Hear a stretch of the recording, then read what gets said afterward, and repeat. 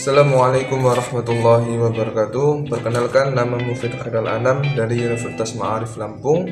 Di sini saya akan membuat video pembelajaran tentang judul biografi Imam Syafi'i dengan mata kuliah perbandingan madhab oleh dosen pengumpu Dr. Lina Midahayati MPD, NPM 2210-124, kelas PAI 6C. Yang pertama yaitu biografi tentang Imam Syafi'i, tentang lahirnya Imam Syafi'i. Nama lengkap Imam Syafi'i Abdullah Muhammad bin Idris Asy-Syafi'i Al-Quraisy Al-Makki, lahir pada tahun 150 Hijriah atau 767 Masehi di Gaza, Palestina. Saat itu bagian di Khalifahan Abbasiyah. Imam Syafi'i berasal dari keturunan Quraisy, suku yang sama dengan Nabi Muhammad SAW. Ayahnya wafat saat beliau masih kecil dan ibunya membesarkan dalam kondisi yang sederhana. Yang kedua yaitu Imam Syafi'i dalam pendidikan dan perjalanannya.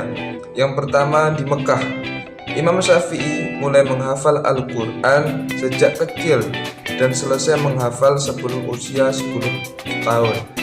Jadi Imam Syafi'i menghafal Al-Quran dalam umur 7 tahun dan sudah menghafal kitab Al-Muwatta karya Imam Malik dalam umur 10 tahun. Yang kedua, di Madinah, beliau belajar langsung kepada Imam Malik bin Anas, pendiri madhab Imam Maliki. Adalah salah satu pengalaman paling penting dalam pembentukan keilmuan Imam Syafi'i. Nomor 3 adalah Mesir. Di Mesir, beliau menyempurnakan dan menyusun ulang pemikirannya yang dikenal sebagai Al-Madhab Al-Jadid, madhab baru, berbeda dari pendapat-pendapat sebelumnya yang dikenal dengan sebagai Madhab Al-Qadim atau madhab lama. Yang kedua, madhab Imam Syafi'i. Yang pertama, usul fikih, sistematis hukum Islam. Yang pertama ada Al-Quran, kemudian sunnah, ijma' dan qiyas. Al-Quran sumber hukum utama dan mutlak. Imam Syafi'i menekankan bahwa tidak ada hukum syar'i yang boleh bertentangan dengan Al-Quran. Kemudian yang kedua, sunnah. Sunnah hadis Nabi. Sunnah ditempatkan sebagai penjelas Al-Quran. Beliau sangat menekankan keabsahan sanad hadis. Yang ketiga, menolak hadis mursal tanpa sanad sahabat kecuali dalam kondisi sangat ketat.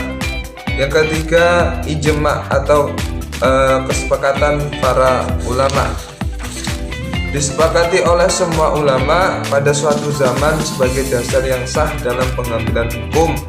Yang ketiga, qiyas, analogi, digunakan saat tidak ada nas langsung dari Al-Quran dan Sunnah.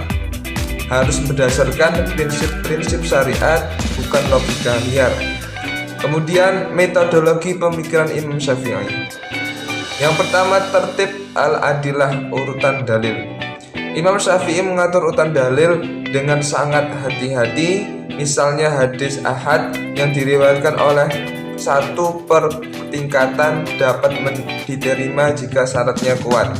Yang kedua, penolakan istihsan. Imam Syafi'i menolak istihsan, menetapkan hukum berdasarkan rasa baik menurut akal, karena menurutnya membuka celah subjektivitas. Ia berargumen bahwa istihsan bisa mengaburkan nas syar'i. Yang ketiga, ta'lil al-ahkam, memberi alasan di balik hukum. Beliau tidak sekedar menyebutkan hukum, tapi juga beliau menyelami alasan hukum, terutama dalam qiyas. Karya penting Imam Syafi'i, ada beberapa karya penting dari Imam Syafi'i. Yang pertama yaitu kitab Ar-Risalah.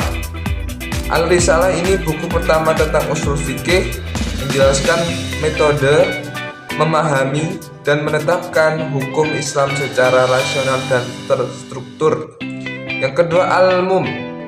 Al-Mum ini kumpulan fatwa dan ijtihad fikih beliau dalam berbagai bab hukum ibadah, muamalah, nikah, jinayah, dan lain-lain. Kemudian pengaruh pemikiran dari Imam Syafi'i.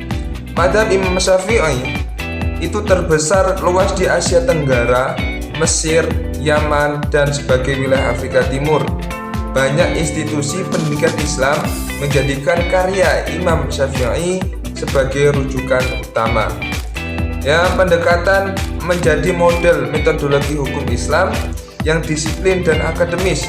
Jadi kesimpulannya adalah mazhab Imam Syafi'i adalah mazhab fikih yang berpegang teguh dengan Al-Quran dan Sunnah dengan metodologi yang sistematis, menghargai ijma' dan qiyas, serta menolak pendekatan subjektif secara ihtisan.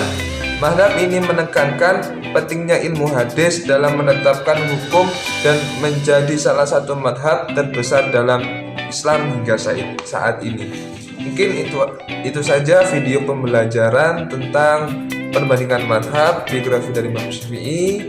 Cukup sekian, saya akhiri. Allahumma fiq ila muqtarid. Wassalamualaikum warahmatullahi wabarakatuh.